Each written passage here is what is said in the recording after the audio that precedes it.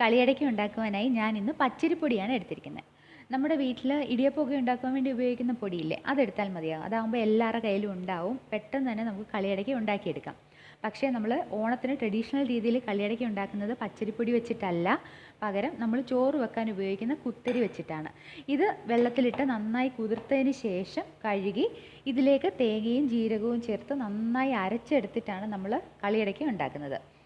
ഇത് വെള്ളം അധികം തൊടാതെ വേണം ഇത് അരച്ചെടുക്കാൻ. അത് ഈ കല്ലിലൊക്കെ അരച്ചെടുക്കുമ്പോഴാണ് നന്നായിട്ട് വരിക. മിക്സിയിൽ അരച്ചെടുത്താൽ കുറച്ചുകൂടി വെള്ളം ചേർക്കണം എന്ന് തോന്നുന്നു. അപ്പോൾ അത് കാരണം ഇന്നുള്ളവർക്ക് മിക്സിയൊക്കെ ആയിരിക്കും എല്ലാവരുടെയും വീട്ടിൽ കൂടുതൽ, കല്ല് കുറവായിരിക്കും. അത് കാരണം ഇന്ന് നമ്മൾ അരിപ്പൊടിയിലാണ് കളിയടയ്ക്ക തയ്യാറാക്കുന്നത്. നിങ്ങൾക്കിനി ട്രഡീഷണൽ രീതിയിൽ തന്നെ ഉണ്ടാക്കണം എന്നുണ്ടെങ്കിൽ ഇത് വെള്ളത്തിലിട്ട് കുതിർത്തതിന് ശേഷം തേങ്ങയും ജീരകവും ചേർത്ത് കല്ലിൽ തന്നെ അധികം വെള്ളം ചേർക്കാതെ നല്ല മയത്തിൽ അരച്ചെടുക്കണം.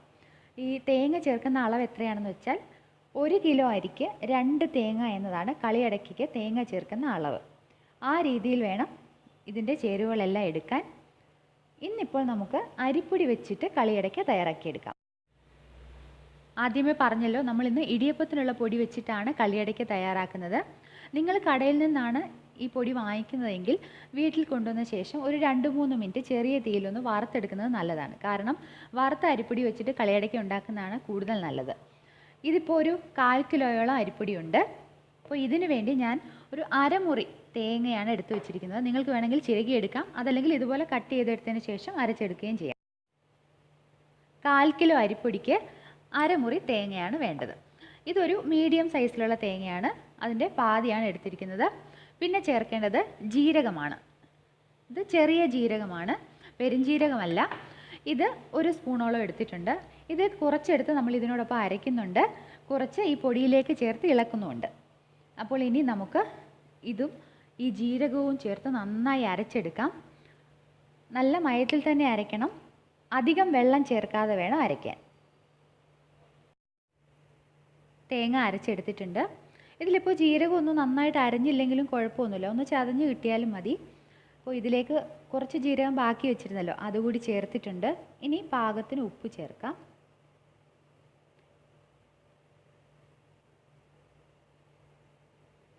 ഇപ്പോൾ ആദ്യം ചേർക്കുന്ന ഉപ്പ് കറക്റ്റ് ആയില്ലെങ്കിൽ രണ്ടാമതൊരല്പം വെള്ളത്തിലൊന്ന് കലക്കിയതിന് ശേഷം അല്പം ചേർത്ത് കൊടുക്കാം. ഇനി ഇതിലേക്ക് നമുക്ക് അരിപ്പൊടി കൂടി ചേർത്ത് മിക്സ് ചെയ്യാം. അതിനുശേഷം മാത്രമേ ഇതിലേക്ക് വെള്ളം ഒഴിച്ചിട്ട് നമുക്ക് കുഴച്ചെടുക്കാൻ പാടുള്ളൂ, ഇല്ലെങ്കിൽ വെള്ളം അധികമായി പോകും. അതും ചൂടുവെള്ളം ആയിരിക്കണം നിങ്ങൾ ഉപയോഗിക്കേണ്ടത്. ഇനി നമുക്ക് അരിപ്പൊടി കൂടി ചേർത്തൊന്ന് മിക്സ് ചെയ്യാം. ആദ്യം നമുക്ക് ഈ തേങ്ങയും ഉപ്പും കൂടി ഒന്ന് ഇളക്കാം. ഞാനിപ്പോൾ ഇതിലേക്ക് ഒരു 1/2 കപ്പ് വെള്ളം ഒഴിച്ചിട്ടാണ് അരച്ചെടുത്തിരിക്കുന്നത്. ഒത്തിരി വെള്ളം ഒഴിച്ചില്ല, 1/2 കപ്പ് വെള്ളം ഒഴിച്ചിട്ടുണ്ട്. ഇനി നമുക്ക് അരിപ്പൊടി ചേർക്കാം.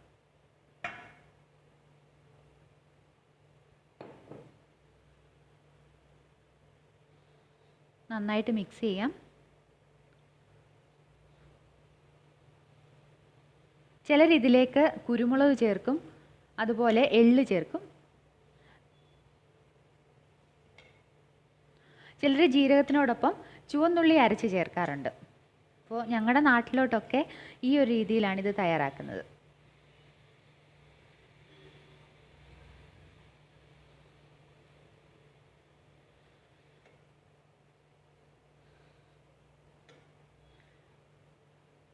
ഇപ്പോൾ ഈ അരിപ്പൊടിയെല്ലാം നന്നായിട്ടൊന്ന് നനഞ്ഞു വന്നിട്ടുണ്ട്. ഏകദേശം പുട്ടുപൊടിയുടെ ഒരു കറക്റ്റ് പരുവത്തിലായിട്ടുണ്ട്. ഇനി ഇതിലേക്ക് നമുക്ക് ചൂടുവെള്ളം ഒഴിച്ചിട്ട് വേണം കുഴച്ചെടുക്കാൻ. കുറച്ചായിട്ട് വെള്ളം ഒഴിച്ചിട്ട് വേണം കുഴച്ചെടുക്കാൻ. ഒത്തിരി വെള്ളം ഒഴിച്ചു കഴിഞ്ഞാൽ ചിലപ്പം ഈ വെള്ളം കൂടിപ്പോകും. അഥവാ ഈ മാവ് ഇത്തിരി ലൂസായി പോയി എന്ന് നിങ്ങൾക്ക് തോന്നുവാണെങ്കിൽ കുറച്ച് ചിരകിയ തേങ്ങ ഇതിലേക്കൊന്ന് ചേർത്ത് മിക്സ് ചെയ്തെടുക്കാം.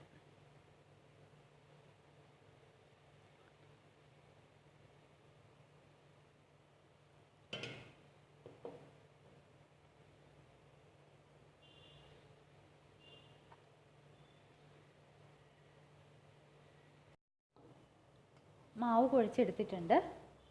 ഇപ്പോൾ ഞാൻ ഏകദേശം ഒരു 1/4 കപ്പ് വെള്ളം അല്ലെങ്കിൽ 1/4 ഗ്ലാസ് വെള്ളം കൂടിയേ ചേർത്തിട്ടുള്ളൂ. അപ്പോൾ ചിലപ്പോൾ നിങ്ങൾ ഉപയോഗിക്കുന്ന അരിപ്പൊടിക്ക് അനുസരിച്ച് വെള്ളത്തിൽ ഒരിത്തിരി വ്യത്യാസമൊക്കെ വരാം. എങ്കിലും ആദ്യം തേങ്ങ അരയ്ക്കാൻ വേണ്ടി ഒരു 1/2 കപ്പ് വെള്ളം, പിന്നെ ഇതിനോടൊപ്പം ഒരു 1/4 കപ്പ് വെള്ളം, അത്രയും മാത്രമേ ചേർത്തിട്ടുള്ളൂ. ഇതിപ്പോൾ ഈ ഒരു പരുവത്തിൽ ഇങ്ങനെ അമർത്തി നോക്കിക്കഴിഞ്ഞാൽ നല്ല മയത്തിൽ വരുന്ന ഒരു പരുവം. എന്നാൽ ഒത്തിരി വെള്ളം ആവരുത്, ഒത്തിരി അങ്ങ് കട്ടിയായി പോവുകയും ചെയ്യരുത്. കാരണം ചിലപ്പോൾ പൊടി ഇങ്ങനെ എടുക്കുന്ന സമയത്ത് മുറിഞ്ഞു വീഴാൻ സാധ്യതയുണ്ട്. ആ ഒരു പരുവത്തിനേക്കാളും അല്പം കൂടി മയത്തിൽ വേണം കുഴച്ചെടുക്കാൻ. ഇത് നമ്മൾ കയ്യിലിങ്ങനെ ഉരുട്ടിയെടുക്കാൻ പറ്റുന്ന ഒരു പാകത്തിലാക്കി എടുക്കണം.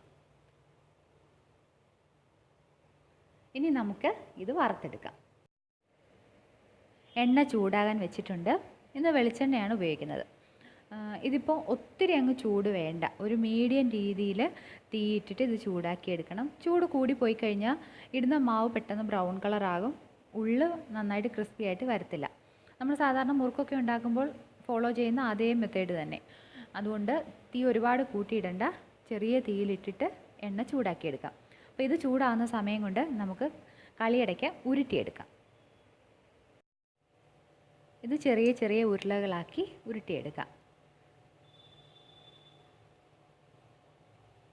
നമ്മൾ കടകളിൽ നിന്നൊക്കെ വാങ്ങിക്കുന്നത് കുറച്ച് ചെറിയ ടൈപ്പ് കളിയടയ്ക്കയായിരിക്കും. അപ്പോൾ നിങ്ങൾക്ക് വേണമെങ്കിൽ ആ ഒരു ടൈപ്പിൽ ഉണ്ടാക്കിയെടുക്കാം. അതല്ലെങ്കിൽ ഇതുപോലെ ഒരു മീഡിയം രീതിയിൽ ഉരുട്ടിയെടുക്കാം. അപ്പോൾ മാവ് ഇത്തിരി ഡ്രൈ ആയിട്ട് തോന്നുക, കയ്യിൽ ഒട്ടിപ്പിടിക്കുന്നെന്ന് തോന്നുവാണെങ്കിൽ കയ്യിൽ ഒരു ഇത്തിരി വെള്ളമയം പുരട്ടിയതിന് ശേഷം ഉരുട്ടിയെടുത്താൽ മതി. അപ്പോൾ നിങ്ങൾക്ക് പെട്ടെന്ന് ഇത് ഇങ്ങനെ കളിയടയ്ക്കാക്കി തയ്യാറാക്കാൻ പറ്റുന്നില്ലെങ്കിൽ മാവ് റെഡിയാക്കി വെച്ചിട്ട് അതിൻ്റെ മുകളിൽ ഒരു നനഞ്ഞ തുണി ഒന്ന് വിരിച്ചിട്ടാൽ മതി. അപ്പോൾ മാവ് ഒത്തിരി ഡ്രൈ ആയിട്ട് പോകത്തില്ല. കുറച്ച് കഴിഞ്ഞിട്ട് കളിയടയ്ക്ക ഉണ്ടാക്കിയെടുത്താലും മതി.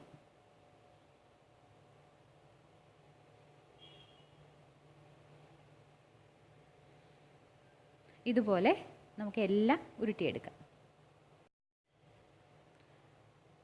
പണ്ട് കുഞ്ഞിലെ ഓണത്തിന് ഇതുപോലെ കളിയടയ്ക്കയൊക്കെ ഉണ്ടാക്കുമ്പോൾ എൻ്റെ പ്രധാന ജോലി ഇതുപോലെ ഇങ്ങനെ ഉരുട്ടി കൊടുക്കുകയാണ്. കാരണം കുട്ടികളെ കൊണ്ട് പറ്റുന്ന പണി അതാണല്ലോ.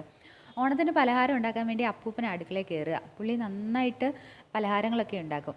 അപ്പോൾ അവിടെ വന്ന് ഇങ്ങനെ ഓരോ ആജ്ഞകൾ ഇങ്ങനെ തന്നുകൊണ്ടിരിക്കും. ഞങ്ങൾ കുട്ടികൾ അതൊക്കെ അനുസരിച്ച് കൂടെ നിൽക്കുന്ന ജോലിക്കാർ. എണ്ണ ഇപ്പോൾ നന്നായിട്ട് ചൂടായിട്ടുണ്ട്. ലോ ഫ്ലെയിമിലിട്ടാണ് ഇത് ചൂടാക്കിയത്. ഇനി നമുക്കിതിലേക്ക് കളിയടയ്ക്ക ഇടാം. പക്ഷേ നിങ്ങൾ ഒരു കാര്യം ശ്രദ്ധിക്കണം, എപ്പോഴും കളിയടയ്ക്ക ഉണ്ടാക്കാൻ ആൾക്കാർക്ക് പേടി. അതിൻ്റെ മാവിൻ്റെ പരുവം കറക്റ്റായിട്ടില്ലെങ്കിൽ ഈ എണ്ണയിലേക്ക് ഇടുന്ന സമയത്ത് അത് പൊട്ടിത്തെറിക്കും. അതുകൊണ്ട് നിങ്ങൾ ആദ്യം എല്ലാം കൂടി എടുത്തിടരുത്. ഒരെണ്ണം ഇതിലേക്ക് ചേർത്തിട്ടൊന്ന് മാറി നിൽക്കുക. അത് കുഴപ്പമൊന്നുമില്ലെങ്കിൽ മാത്രം അടുത്തത് കൂടി ചേർത്താൽ മതി. പൊട്ടിത്തെറിക്കുകയാണെങ്കിൽ ആ മാവിൻ്റെ പരുവം കറക്റ്റായില്ലെന്നാണ് അർത്ഥം. അപ്പോൾ നമുക്ക് ഒരെണ്ണം ചേർത്ത് നോക്കാം. ദൈവമേ എന്ന് വിളിച്ചുകൊണ്ട് ചേർക്കാം.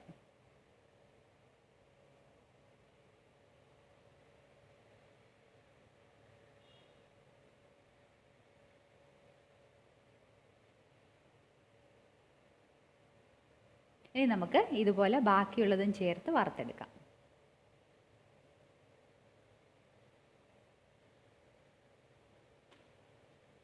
ഇങ്ങനെ എണ്ണയിലേക്ക് നേരിട്ടിടാൻ പേടിയാണെങ്കിൽ നിങ്ങൾക്ക് ഈ ഓട്ടകളുള്ള തവിയൊക്കെ ഇല്ലേ, അതിലേക്ക് ഈ കളിയടയ്ക്ക എടുത്ത് വെച്ചിട്ട് എണ്ണയിലേക്ക് ഇടാം. അപ്പോൾ ഒരിത്തിരി മാറി നിന്നിട്ട് എണ്ണയിലേക്ക് ഇങ്ങനെ ഇട്ട് കൊടുത്താൽ മതി.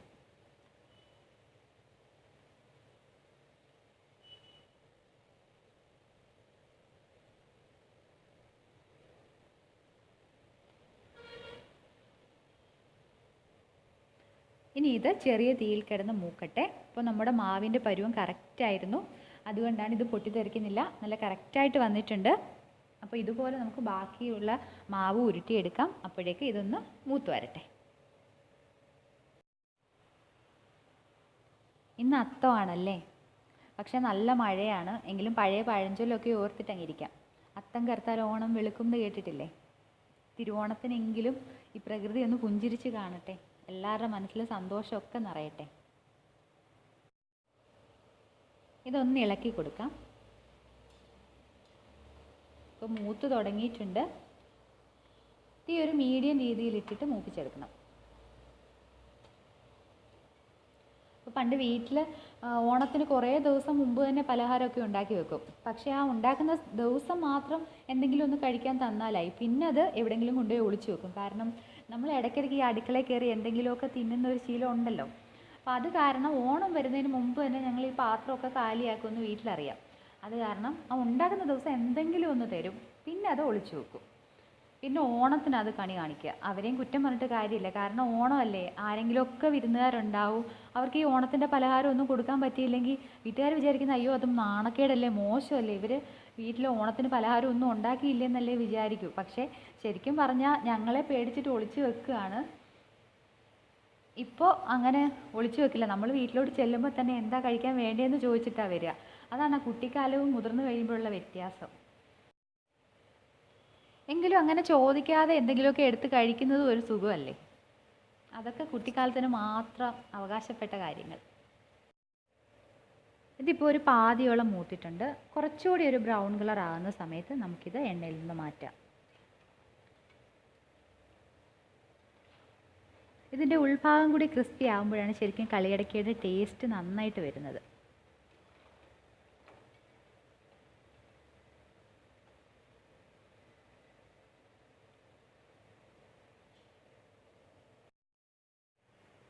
അതിൽ നിന്ന് ഞാൻ ഒരെണ്ണം എടുത്തൊന്ന് മുറിച്ച് നോക്കിയിട്ടുണ്ട്. പക്ഷേ ഇതിൻ്റെ ഉൾവശം കുറച്ച് ക്രിസ്പി ആയിട്ട് വന്നിട്ടില്ല, വെന്തതുപോലെ ആയിരിക്കുന്നത്. അപ്പോൾ ഇത് നന്നായിട്ട് ഒന്നുകൂടി മൂത്ത് വരണം. നല്ല ബ്രൗൺ കളർ ആവുന്നവരെ നമുക്ക് മൂപ്പിച്ചെടുക്കാം.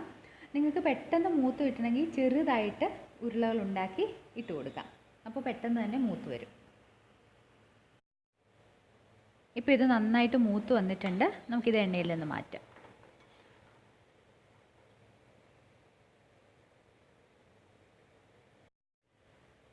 ഇനി നമുക്ക് കുറച്ച് കുട്ടി കുട്ടി കളിയടക്ക ഉണ്ടാക്കാം.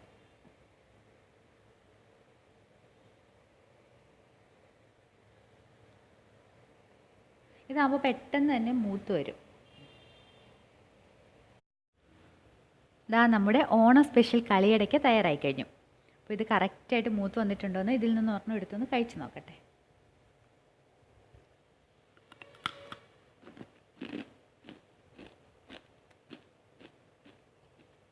നല്ല ക്രിസ്പി ആയിട്ട് വന്നിട്ടുണ്ട്,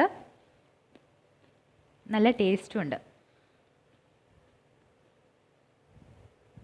അപ്പോൾ വീട്ടിൽ അരിപ്പൊടി ഇരിപ്പുണ്ടെങ്കിൽ നമുക്ക് പെട്ടെന്ന് തന്നെ ഇത് തയ്യാറാക്കിയെടുക്കാം.